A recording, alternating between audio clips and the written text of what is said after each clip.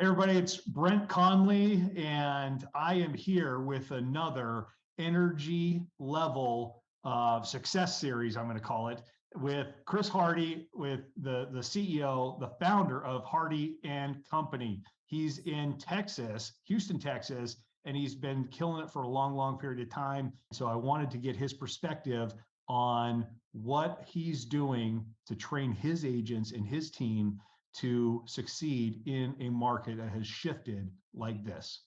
Chris, tell us a little bit about who you are, what you've done, and what you're doing today in real estate.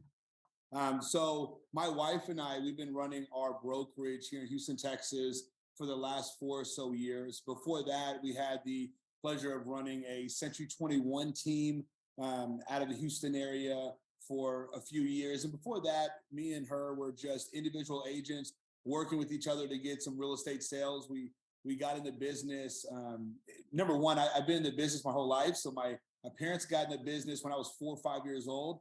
And so since 1993 to probably me being about 13 years old, I was stuck in a real estate office. So I was in a real estate office and an hour before school, 2 hours before school, and probably 6, 7 hours after school. Part of even just wanting to play sports was to make sure I didn't have to go back to the office and watch real estate agents try to get a sale, right? Going, into the future, when you're a teenager, the last thing you want to do is kind of do what your parents did or anything like that. And you're trying to do your own thing. But of course, you end up just knowing so much about something and you've seen this growing up that over time you kind of come back to it. And so at 18, I got my real estate license. I was not the greatest kid, in school. I was a wild child. And I remember I passed my test and my mom was so happy because I had done something, because I had dropped out of high school. I had a GED and I got my GED only to go and take the real estate test. And I played around with real estate for a little bit. And when I was about 20, 21 years old, I moved out to Austin like on a dime. I met my beautiful wife, Yolanda, and she was starting her college.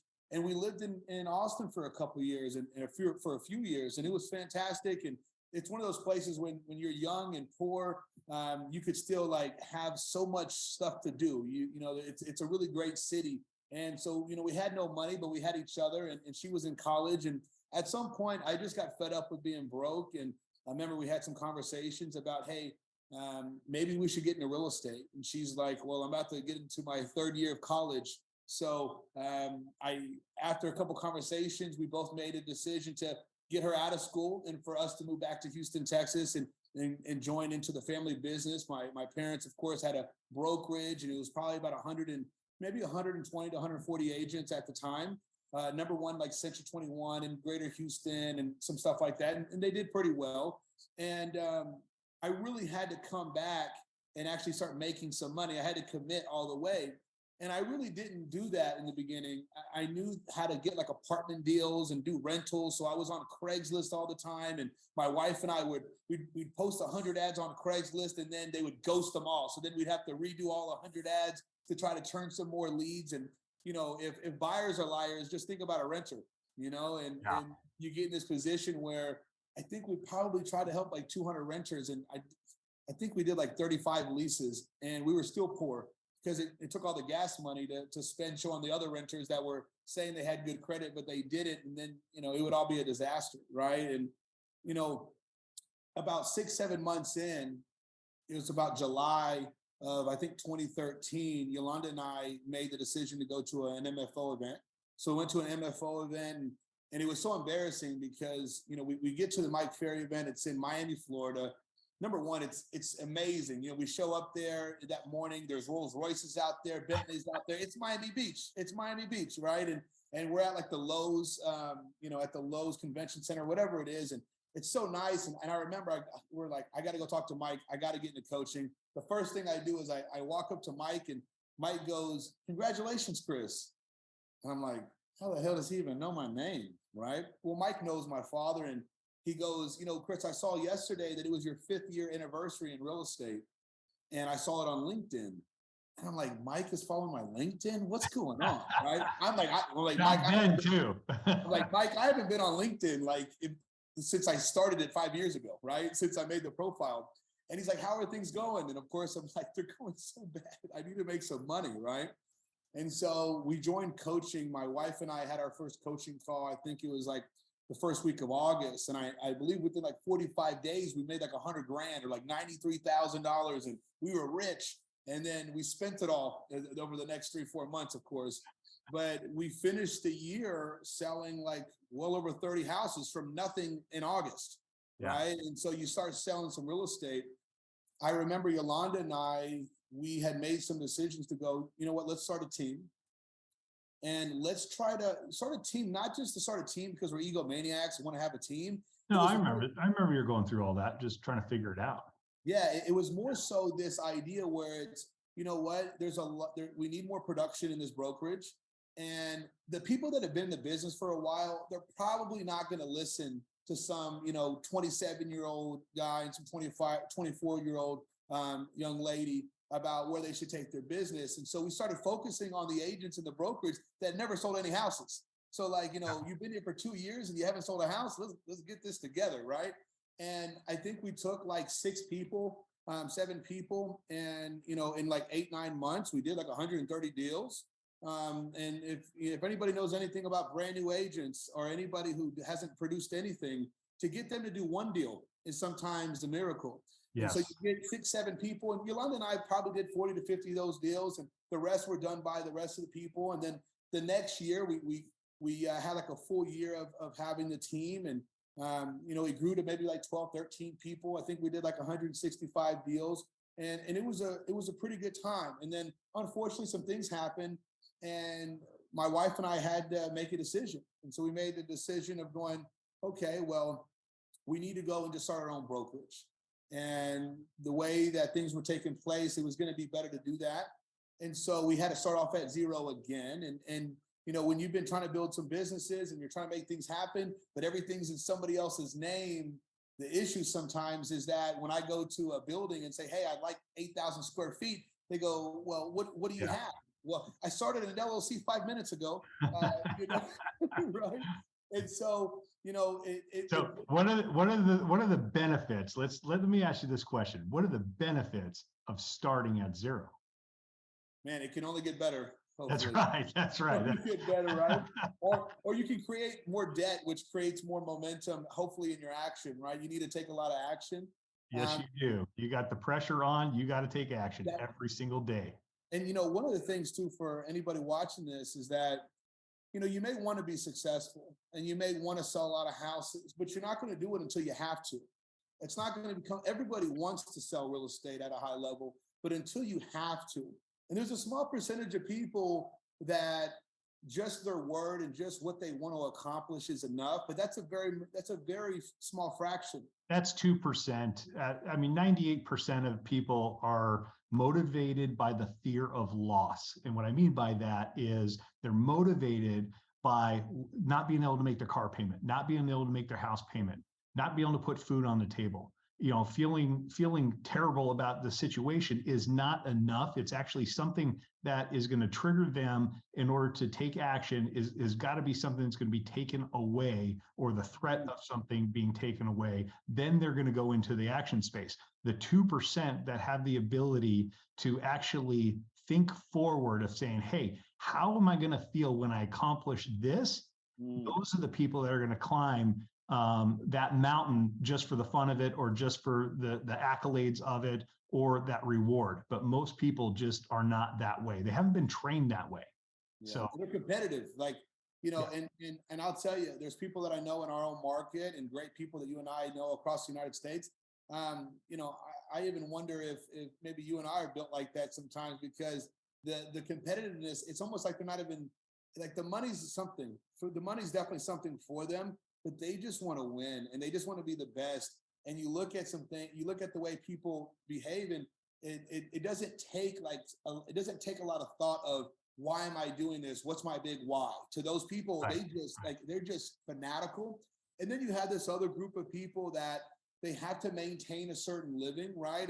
And so, it's like they're going to have to make a certain amount of money every single month. Oh, I got $10,000 in bills. I got to close 1 to 2 deals a month, right? Yeah. But they're not looking forward enough to going, well, how do I get in that position where I have to make 40 grand a month?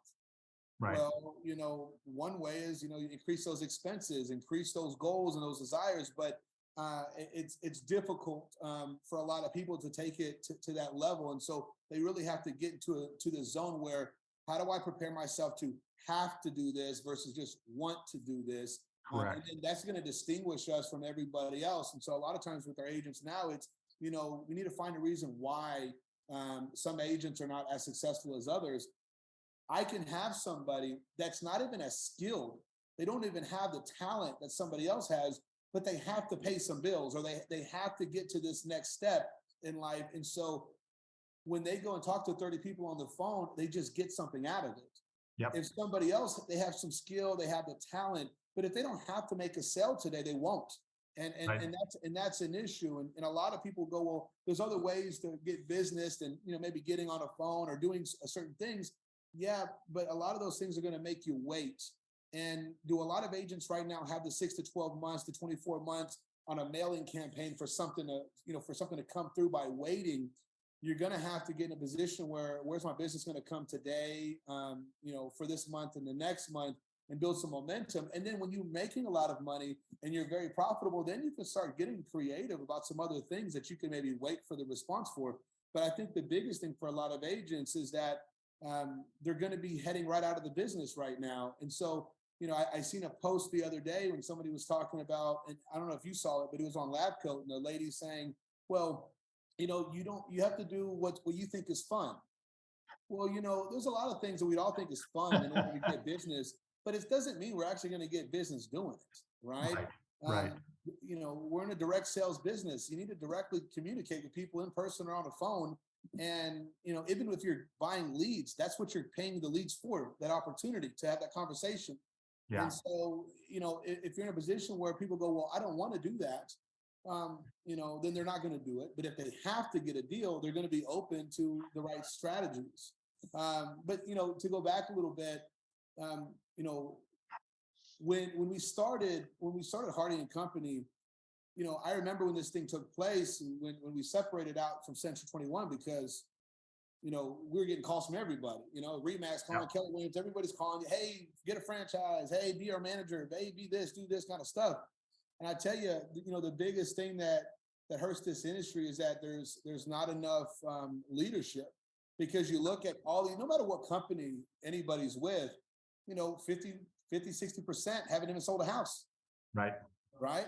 And so you get this small fraction of people that are producing, and then you start looking at, brokerages, and again, it doesn't matter which brokers they're with.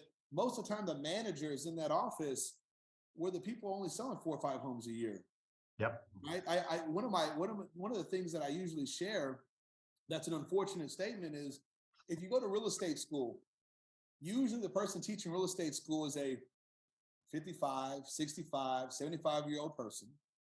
And they were in real estate for 10, 20, 30 years. And now for probably $20 an hour, they're teaching real estate school. And we'll take if they're getting paid.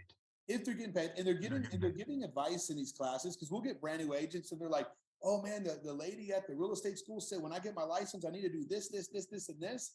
And my first question is, where is that lady at? Was her big plan to be teaching a real estate class at 70 years old for $20? Yeah. Or was her plan to be, hey, I have 50 rental properties, I'm paying for this, I'm helping my family, I'm providing. I bet you that was different. And then what takes place, because I remember this, I remember when my father, he had hired an office manager, and he had a few different office managers over time, but I remember one of them became an office manager because she wasn't selling enough homes, and her husband was like, you're going to have to go get a real job. Yep. What happened was, my dad was like, you should be the office manager. You know how to write up a contract. You know how to do an open house. You can help somebody put something into the MLS. And then we wonder why the average agent, or only 8% of agents, sold more than 4 homes a year. Because if I asked a brand new agent, hey, an office manager, would you look at that person as somebody who should lead you, who should show you the right ways to go and find business? Of course they would be, right? But they never even did those things. Right. If they were making $300,000 a year, they wouldn't be managing the office for $40,000, right? Exactly. And so I think what happens in real estate overall is that there's just, there's a poor amount of leadership in these brokerages. And no matter how cool all these places look, because some of these luxury brokerages, they look so cool and people want to go be with those companies. But Yeah. then you look at the production and there's some people doing business and some not doing it.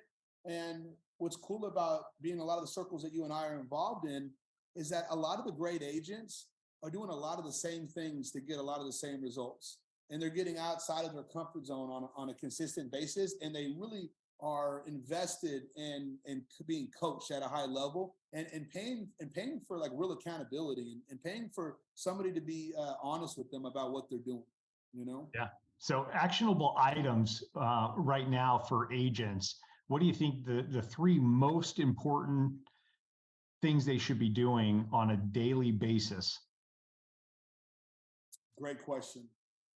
Number one, which is the biggest issue that most agents face, is they're not talking to their database enough. Okay. They think that maybe posting on Facebook and Instagram and TikTok is gonna create the conversation. And in reality, if I was an agent that has a previous track record of sales, I would be getting in touch with every past client or every person that I know, at least by face, that we have some relationship with. In a sense where they need to know where the market's going, they need to know what the trends are saying, and they need to be able to make an educated decision based off of that information. And one of the things that we even have the biggest problem with, and you may see with agents that you're affiliated with, is that they may close 20 deals in a year. 70% of the time, they're reaching out to expireds or for sale by owners, and they're getting some response from that. But 50% of their business is from their database. So they're not talking to their database enough, right? And so I would say you need to be loving on that database. You need to be getting them on the phone. You need to go meet with them in person. And then, number two, the contacts got to go up. If you had 10 listings 6 months ago, they were all under contract in 10 minutes. But if you have 10 listings now, only about 3, 4, or 5 are going to be selling every single month. I know in our market, the sales are down 40%. So if you have 10 listings, 6 of them are going to sell. But the problem is that many of the listings that you may have are based on the prices from 4, 5, 6, 7 months ago. And so, I know we have a young lady in our office, and she started off doing really great. She's a great agent. And she was a brand new agent, and she took like 6, 7, 8 listings like in a month. And the market shifted like the next day. And I don't think any of those ever sold. That's tough. Can you imagine you go in there, you fight for 8 listing appointment, you got 8 listings and you're super happy and you're like, man, these paychecks are gonna come, baby. For a brand new agent, if you're gonna make 5, 6, 7, 8, 10 a deal and you went and took 6, 7, 8 listings, you gotta be excited. But then the problem was, which was the case for a lot of people who are expiring now, is that they were taken for too much because then the rates went up. Then the buyers start falling back. They start negotiating more.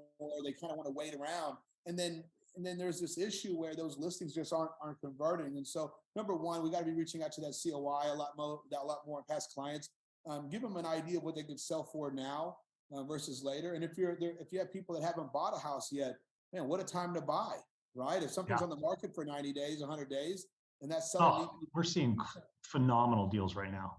I mean, somebody in Phoenix, we just one of the agents just sold one for, I think, 300,000 under what it appraised for 6, 8 months ago.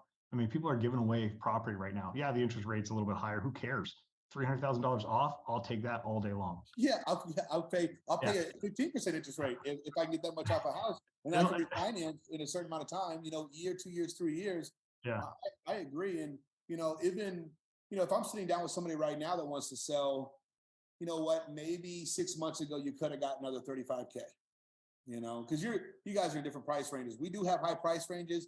But this one was in Phoenix, not in San Diego. I work 2 markets, by the way, whoever's listening here. But this one was in Phoenix, 700,000, and I think it 700 something thousand, and it sold for 300 less. So it was I think it was like 750 and went to 350 or something like that.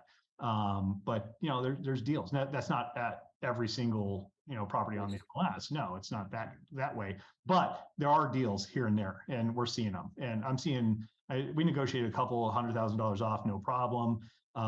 It just really just depends. There's days on market and people have to move, or maybe it was a flip person and the flipper got caught up and they need to sell. They have hard money on that property. And so there's opportunity in these marketplaces for sure. So houses where we're seeing more unfinished houses. Like I've seen some things come on the MLS lately where it's like guy that don't got the money to finish it.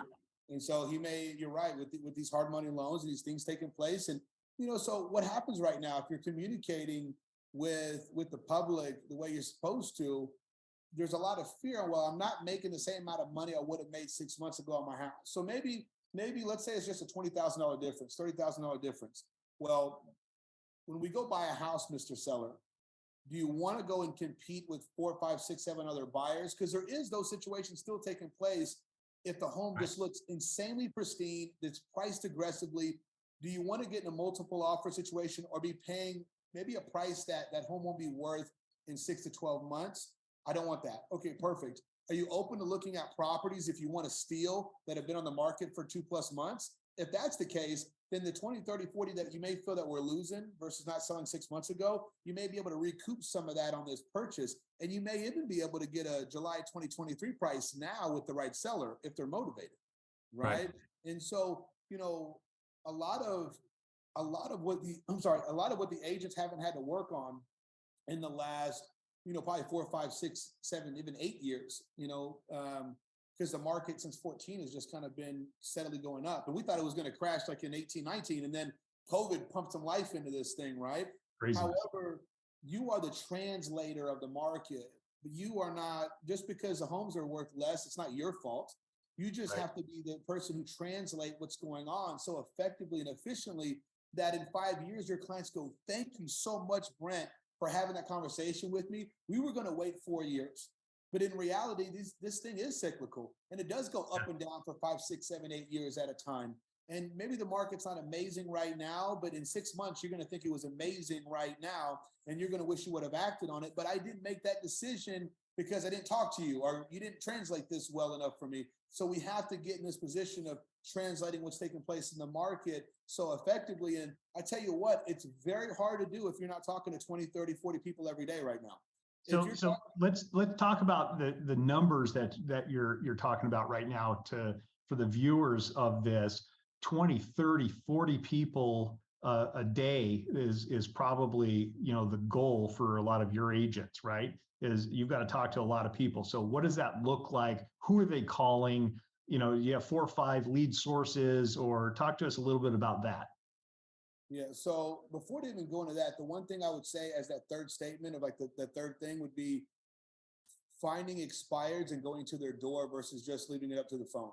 Perfect. Okay. So one of the things we're trying to get our agents to do is every day go to the door, find the expireds, whether it's close to your house, close to the office, go to those expireds at the door. But I think that if you were doing great last year, making 20 contacts a day, you need to get to 40.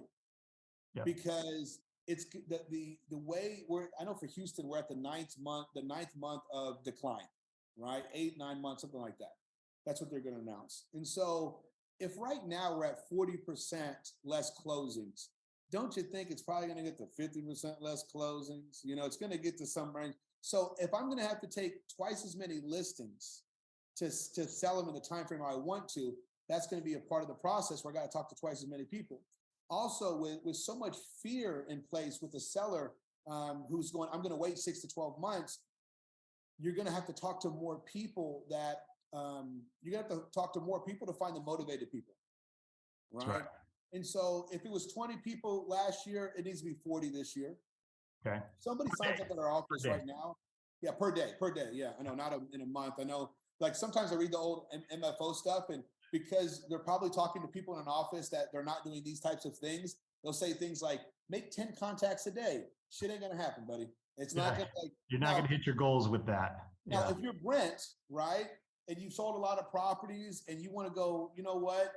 I'm going to go talk to 10 past clients a day. Without a doubt, Brent's selling a lot of real estate doing that because he holds a lot more weight. He's an authority, right? And so somebody who's been in the business, it doesn't have, hundreds of past clients. Let's say you got 50 past clients, 100 past clients total. which even in this industry, it's how many people even have 100 past clients, right? So if you don't have a substantial COI, you don't have 4, 5, 6, 7, 800, 1,000 people in your COI, then you're going to have to go talk to a lot of people that you don't know so that one day they do know you, right? And then over time you become that authority. And so I just think based on the metrics of what's taking place in the market, it's also going to take longer to sell that house. So you took 10 listings before, they're going to sell within 30, 40 days, if not cash close in 10, 15 days. Well, now that thing may, even if it's priced right, the days on the market may be 60, right? Maybe 70. When I first got the business in 13, I remember going to an office meeting and somebody was like, Sally, you finally sold that house. And I was like, when you listed? Like a month ago? And she was like, a year and a half. And I was like, to put your clients through a year and a half on the market, no freaking way. It was crazy. I think the average days on the market in 2012, 13, when we got into it, was like 9 months. That's crazy. It was long. And so, let's start high and come down later, right? 2013, let's see here. I was still selling 500 homes a year with my team. And we had stuff at 90, maybe 120 max, but like if it got to 120, it must have been way overpriced. And I would give that listing back. I only take sellable listings. You should have an offer, at least in the last 5 years, for sure. You should have an offer within the first, 15, 20 days. And if you didn't, there's something majorly wrong. So today, if you don't have an offer within 30 days, you're somewhat overpriced. For sure by 60 days. At 60 days, you don't have an offer, there's something dramatically wrong. There's still cash in the marketplace in both markets that I work. There's cash, there's plenty of people looking to move, relocating, all that stuff. There's still activity, but it's not 100% of the activity. It's like 30% of the activity, right? And now, the rates were down last week. They're actually good rates. You do a 3-2-1 buy down, a 2-1 buy down, or just do an interest rate buy down, get the money from the seller. 20 grand will buy down that interest rate. We had people in like the 5.85% interest rate, which is fantastic. In some of them, the 3-2-1 buy down, even 7% goes down to 4% the first year, right? And so those things are advantages that a lot of these agents aren't using in the marketplace. They're not using in their marketing. They're not using it as the communication dialogue, the open communication dialogue to have with their buyers and sellers. So are you seeing some of that right now in your marketplace? Yeah, without a doubt. So number one, the agents don't know how to translate this enough. And it comes down from how often that they're communicating. I do think a lot of people are utilizing those. And I think it's a better time, without a doubt, if you're a buyer, clearly to buy now, because now if you can lock that rate down to what you're talking about, and then the home's been on the market for 65 days, that's a win. It was a good idea to wait, right? So I think that's the case. I think the biggest issue is the sellers go, well, then I'm losing out when I'm selling, and my rate right now is 3% because we refinanced, and I think they're looking too short term, and they need to have somebody that can translate what the long term actually means. Because there's a lot of people, if you're talking to them, well, my rate right now is 3.2. I don't want a 5% rate. I'm spending more money. Well, if we save $40,000, $50,000 on the next buy, now you can negotiate. So let's say we get $30,000 off the house, then, the roof's too bad. All right, let's get a new roof. Oh, that condenser unit outside's bad. Let's get a new unit outside. May need a new HVAC, may need new this. You had no opportunity for any of that 6, 7, 8, 9, 10, 12 months ago, right? So, I think that as long as they can see over the time, even if the rate was a little bit too high for them now at 5 or 6 when they buy it down, the amount of money that they're saving on that next purchase, and by selling now before their price gets less, overall, they're winning way more. It may be like, because let's say if their rate costs them an extra $400 a month, what's that, $5,000 a year? We just got $50,000 off the house, and they put a new roof on it. What are we talking about? Like, we can get a new rate. We can get a new rate in 2 years. And we're solving the problem for the client. That's the biggest thing. That's worth so much more than a percentage point. It's so much, more valuable to a buyer and seller to get placed and have security, have the home ownership pride, have, just to be settled. Like the anxiety goes away when they get a great agent that can walk them through the steps and help them justify making some of these moves. That's what a real estate agent has to start doing in this marketplace.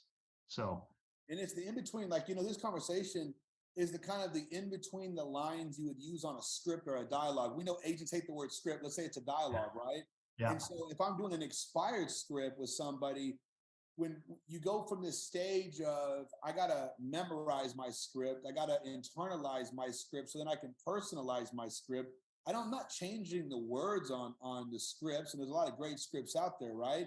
But that yeah, in between the lines, have you thought about the problem that waiting could create for you, right? Well, the rates are too high. Well, what do you know about X, Y, Z, and this, and then you start finding out they don't really know too much. And a lot of it's just fear because what they're hearing. But hell, if the rates went back down to 5% today, then you're gonna have to spend $20,000 over list price to buy the house. So now you're actually losing more money right off the bat if they even drop the rates down, and if it created that much of a frenzy to buy again, right? yeah. It's like it's never a perfect time, but you got to find a way to make it perfect, right? And what could I think somebody has maybe a greater advantage, because if 8 months ago somebody did sell their home for $20,000-$30,000 more than they could today, they would have had to overpay on that next house. A study by NAR said that like 81% of home buyers in the last 2 years regret buying the home they bought. It's because It's crazy. they pay too much. If all your buddies got their Lambo for 500 and you got the same one for 800, you feel like a dummy, right? Right. But if you got the same Lambo they got for 500 for 250, you'd feel like a king, right? Yeah. And so I think it's all perspective. And so when it going back to like the numbers, my goal if I was sitting down with somebody for them, if they're trying, it depends on where they're at in their business, if they're newer, if they're experienced. But if they're looking to grow, not stay the same or not go backwards, I think that 30 contacts a day probably needs to be their bare minimum, and locking out 3 hours in a day to do it. You don't need to work. And I know this is maybe a little bit off topic, but I don't think you need to worry about the dialers and all this kind of junk. Like your number's going to spam. You're dealing with this stuff. Our agents, the big secret, people ask us all the time, how are your agents making all those contacts and not going to spam? You know what? I sold everybody on the thought of doing the dialers 2-3 years ago, 4 or 5 years ago, right? And the dialers were great, and you can go but you know what? People were on their computer, they're doing emails, they're waiting for somebody to answer, and they're less attentive about what they're doing with their time. Now our agents that used to love the dialers, now they're hand dialing, right? Yeah. And they realize their answer rates are higher. They realize their focus and their attention on the call is higher. It doesn't take as many to set them out of appointments, right? Right. And so they go in this mindset of going, hey, well, we sell them on what's the schedule of a top producer. So if Brent or Chris are trying to get to 50 deals a year from zero, well, we need to get in that position in which I'm probably role playing with somebody at 7:30 in the morning, because I gotta get it warmed up. And from 8 to 11, I'm fully focused on setting as many appointments. And people go, well, why are you on the phone prospecting? Because everybody is at work or on the way to work from 8 to 11. Yeah. And studies already show that most people at work don't do any work until 11 to 12 anyway. They're waiting for you to call them to get off of whatever they were doing. That's so true. You wonder why people go, well, they're not being receptive to me, because you suck right now. You haven't talked to 1,000 people. Go talk to 10,000 people this year and come back to me. And that's going to be way better than any coaching program you could ever jump into, right? Right. Like, don't eat shit for a year doing it, but make sure you have a high minimum standard. You can't eat shit, talk to 5 people a day. You're not going to get better. You need to go, I'm not leaving the office until I have 10 good conversations out of the 40 contacts that I'm making, or whatever it is, right? So from 8 to 11, I got to go and make sure that I'm doing that. What else are you really doing? Most of these agents getting into business, they want to be at the gym at 10 o'clock. They want to go get lunch with some people at 12 o'clock. By 2 o'clock, they got to pick up their girl from school. And it's like, what's really going on here, right? So I have to have a powerful morning. And then I got to jump into some coaching and some training and some, lead follow-up from, 11 to 1 o'clock. And then I got to make sure, hey, what's the rest of my day looking like?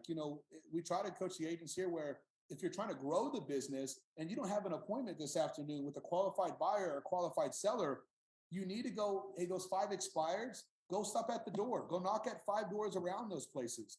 Right. You cannot do that for an extended period of time and not start closing 40, 50 deals a year. Right. It's just impossible. But what happens? It's a pure numbers game. It is a numbers game. If you make enough contacts, that's going to equate to a bigger funnel, and that's going to equate to people that are want to talk about buying and selling real estate. That's going to equate to people that are willing to take an appointment with you, and that's gonna equate to contracts signed, guaranteed. No doubt, no Yeah. doubt. That with the powerful mindset, it's one of those things. I think a lot of people maybe that you're working with and I'm working with, they may also be newer and maybe like in their first 2 years, their first year, and it's really like the college time frame for real estate. And if you don't do the right things your first year to 2 years, you won't have a third year, you won't have a fourth Right. year, you won't have a fifth year, right? And it's an issue. And if you were trying to finish college with 4.0, or I don't remember, I didn't go to college, but if you're trying to finish and be in the top of your class, I guarantee you're probably studying and putting in the work most of the time.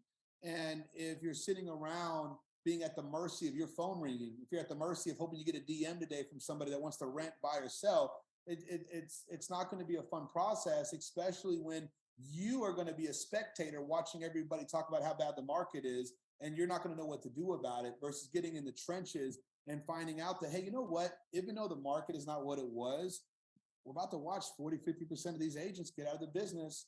Yeah. One of my inspectors, he goes, Chris, I'm getting emails every day from agents saying, I'm out, I'm out, I'm out, I'm out. Yeah. That's Yeah. good for me. That's good And that, for me. for sure, it's really good for us. I'm seeing, veteran agents struggle.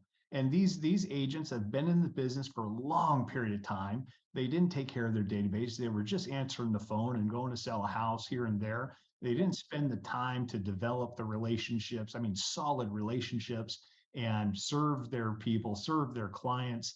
And they'd close the deal and go on vacation for a month and come back and say, okay, well, my phone just rang, I'm going to go close another deal, because that's what the market was for the last 5, 6, 7 years. And so today they're like, wait a minute here, I should have consistent marketing going out. I should actually make phone calls every single day to the clients. What should I say? And so I'm seeing a big change, and I know you're seeing it. I think there's plenty of opportunity for every single agent that wants to stay in the business, that wants to actually do the work, put in the work, and fight through some of the challenges that we have, and that's okay. And the ones that don't want to fight through it, it's okay if they leave too. I'm cool with it. More business for us. So For sure. I think the business will, 40% of people leave and it's 40% less business in the market. In reality, there's enough opportunity there. Maybe your price, maybe your average commission check can go down a little bit, but you just need to understand that what you gain right now in the next 4 or 5 years, you're probably going to keep. But what you gained the last 2 years is going to slip through your fingers, without a doubt. And hey, if your thing is not to get on the phone or to go get in front of people at their door, which is most people in the business. Yeah. I think that my advice for those people would be, if you're going to be the person that does reels, you better be putting 5 reels out a day. If you're covering a neighborhood, you better cover every neighborhood. You need to be, and also it needs to be more in depth of what's taking place. Like it needs to have information in these things. If you're showcasing, like whatever it is you're going to do, if your game was to email people, you better email more than 100 people a day. It's going to come down to the numbers no matter what. And so what I like about the lead generation, in the sense of like that direct getting on the phone or seeing people in person, is that nobody can really take that away from you. I was watching a thing with Patrick Bet-David, which I don't know if you know Patrick Bet-David, but man, that guy, it's very rare that I disagree with him. And, he was on TikTok, all this kind of stuff, and he was getting millions of views. He said one thing about China, bam, automatically, no more than 5,000 views, no more than 5,000 this. And so what happens though is, Facebook or Instagram or TikTok, all they can do is change one little algorithm. I noticed it. I finally started doing reels. Every reel was getting 5, 6, 7, 8,000 views. Within a month, they changed the algorithm. Now I get 1,000. Right. And so you're at the mercy of Were you dancing? Were you dancing, Chris? I was trying to show my culo as often as I could. No, I wasn't dancing. It was probably because it sounded like a lot of work, and Instagram was like, "I'm gonna turn this shit off." So it sounded like that wants me to get to work. They're like, "This is the wrong message. We don't want these people to work." Yeah, it wasn't enough videos in Bali, with nice water. And so I guess what I mean by that is, I remember when we got in the business in 13, Zillow would call you, and isn't it funny how Zillow how does Zillow get all their business? Oh, they call the They called, right. They call you so that you don't have to call. But I remember, man, you could get a zip code with, your ugly mug on it for like 180 bucks. And you and Right. 4 people are paying 180 bucks. You want that zip code now, it's $5,000. It's something crazy. It doesn't even make sense. And so what happens is too many agents, they buy into these nice little tools or these lead generators. You need to be the greatest lead generator, That's right? right. The person who generates the leads is the most profitable point of the transaction, right? Yes. And so if you don't know how to generate, then you're going to have to tolerate being at the mercy of whatever kind of system that you're trying to have work for you in terms of like a lead generation. So, there's times where, we've heard even Mike say where, oh, I got this person, he makes $1 million a year, but it actually costs him $1 million a year to make the $1 million a year. Right. I don't know how I don't know how that really works, right? And that's life that's full of stress, right? And so Yeah. I think that if we understand that an hour at minimum a day working on our skills, having true candor with ourselves, recording ourselves, having somebody else to keep accountable with, especially in a day and age where most people are kind of, if they're trying to be doing real estate, they're doing it from home or they're doing it from an office where nobody's even there to do anything productive with. And Right. it's really going to come down to how bad you want it. And there's times where even we'll have an agent in the office, and I did this earlier. Hey, on a level of 1 to 10, where do you think your skills at? And this is a group of brand new. This is the lowest group in our office. This is called Mentee Group B. They've either been here for 5 minutes or they haven't got a sale in 2-3 months, and they're on the chopping block, right? Yeah. Hey, what is your skill level at? We had people in that room saying they were a 7 or an 8. Oh my gosh. And I'm like, I feel like I'm a 1. So I go, if I went and talked to somebody doing 100 deals a year, they wouldn't even give themselves an 8 or 9 or a 10. Yeah. You know what I mean? And then what's so funny is the next group I meet with, Mentee Group A, which are ahead of the other people in Group B. What skill level do you think you're at? Oh, I think I'm at a 5 or a 6. Still way too high, right? But Yeah. you notice that the stronger the agents you talk to, the less they give themselves. Yeah. But the agents who do less production, they think so highly of themselves and they're not getting any results with that mindset. I want you to think high of yourself, but I don't want you to have some unwarranted position in which you feel like you have all these skills and you haven't even done the work yet. Right? So true. Great advice. I mean, that right there is a huge gold nugget for anybody, that's a newer agent, is just control your ego. I mean, just because you sold one house in a year in 5 minutes does not mean you're the number 1 agent. Like, I mean, that's a big lesson right there. Hopefully people will take that away from this chat. So if I go to some of the agents in the office here, like, we have some people that really want to do some good business and haven't been in the business forever. And they may want to make like 400 grand this year. If I say, what's your skill level at? They would go 2, 3, but it goes with that trend. Right. And it doesn't mean they're like sitting there negative. They just go, there's so much shit I need to improve on that if I was to even give myself a 7, then what is my business at a 10? What am I making at a 10? If I'm a 7 right now, right? And so we got to have a clear perspective of what we're doing. And a lot of this stuff, I think, man, I do agree, because you said something earlier and it made me think, in the last 2 years, they may not have needed us so much. Right. I agree with that. They need this stuff so much today. And so there's going to be more agents that were like pushing away on certain things. And they're going to go, you know what? Whether I'm at some EXP event or I'm at a Mike Ferry event, wherever I'm at, man, a lot of these top producers, man, they're doing a lot of the hard stuff, but they do it so well that now it's like a superpower that they hold over everybody else. Right? Oh yeah, the challenges that we face today, because we've gone through so many challenges, it just bounces off of us, right? Like the objections bounce off of us because you hear no, okay, great, I'm going to ask a different question, So becomes natural, and it's one of those things that you're going to learn over time, but you've got to plug in. But you're 100% right, Chris. The agents over the last couple of years, they probably didn't need us as much as they do need leadership now. And the people that are strong enough to lead them, guide them, and push them, and to help them face those uncomfortable challenges with their team leader, I think that is the extreme value that we're going to bring into this marketplace with the agents that are choosing to work with us. So yeah, thank you for that. That's a huge token. Yeah, for sure.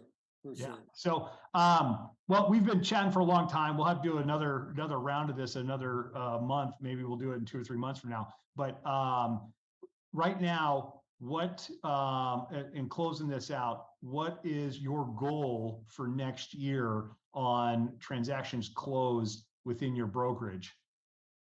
Yeah, great question.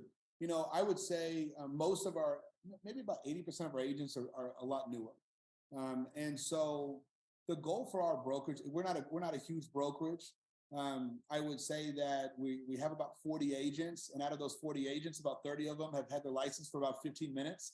Yeah. And so if I can get those people accomplishing their goals this year, it's going to be huge, and it gets really exciting for the other people. I think if we can finish 2023 with around 400 sides, I would be very ecstatic about that. It's not some huge number that I would hope to have. I'd love to be at 1,000 and 2,000 transactions.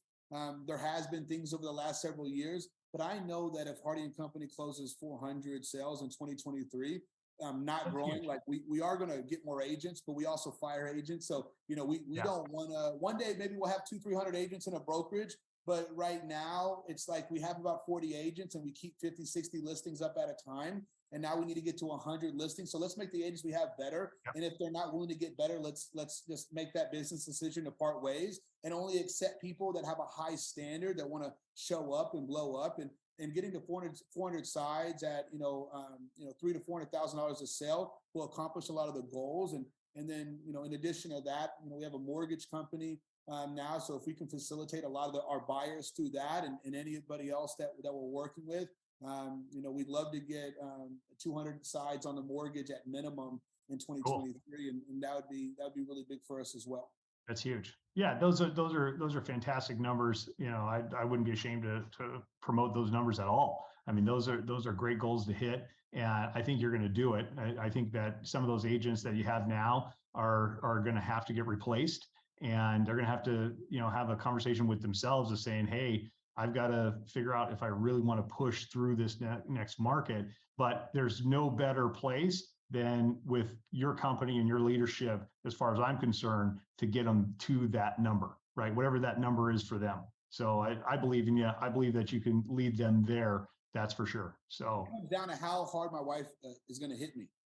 If we don't accomplish it, she's an amazing business partner, and she's like the driver personality. And I'm a little driver, but I'm mostly expressive, clearly. And I wouldn't be able to do any of this stuff without her. And it's going to be an amazing ride. And when you look at it from a brokerage perspective, the PPP is everything, right?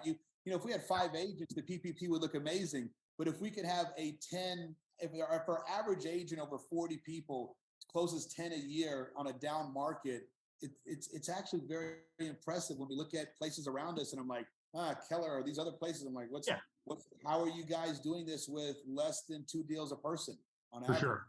Right. It's going to be a great journey, and I can't wait to see what it holds for both of us. That's fantastic, Chris. Hey, I appreciate you taking the time to train us and everybody here that's getting value out of this YouTube channel, and we'll chop some of this stuff, put some reels out there, and I'll send you some of those out there in social media world. But I want to say thank you again, and I appreciate that what you're doing for the industry. Appreciate what you're doing in Houston, Texas. What's your cell phone number for any referrals or any agents that want to come work with you? Yeah, so my cell phone number is 713-822-5719. You can always reach me at Chris at HardeeandCompany.com. That is Hardee with 2 E's, so HARDEE, like it says on the hat, Chris at HardeeandCompany.com. I'm the Texas Real Estate Goat on Instagram, and of course, Chris Hardee on Facebook. And if there's anything that anybody would need help with at any capacity, reach out to me. I think people like me and Brent, we're constantly eager. If somebody needs any help, man, I know you're helping, and you have a vast amount of knowledge. So if there's anything that that we could do for you in terms of the real estate business, man, give us a shout. Let's help you grind. Awesome. I appreciate that. Hey, my personal question is, where do I buy one of these pro agent sweatshirts? Because it's badass. I need to get some more. I need to get All some right. more. We had a big trip one day. We had a big trip a year ago, and I got a lot. And we're going to get a lot more involved with the pro agent. The pro agent is kind of like, taking the agent's mindset of, instead of just being a real estate agent, it's time to go pro, baby. And Yeah. and that's the mindset. We want to have it to where this 400 turns into 4,000. And so Love it. that's going to take a pro mindset where we're thinking big. I love it. Think big, think bigger. Yeah. Right on, brother. Thank you, man. I really appreciate it. I'm honored. All right. Thank you.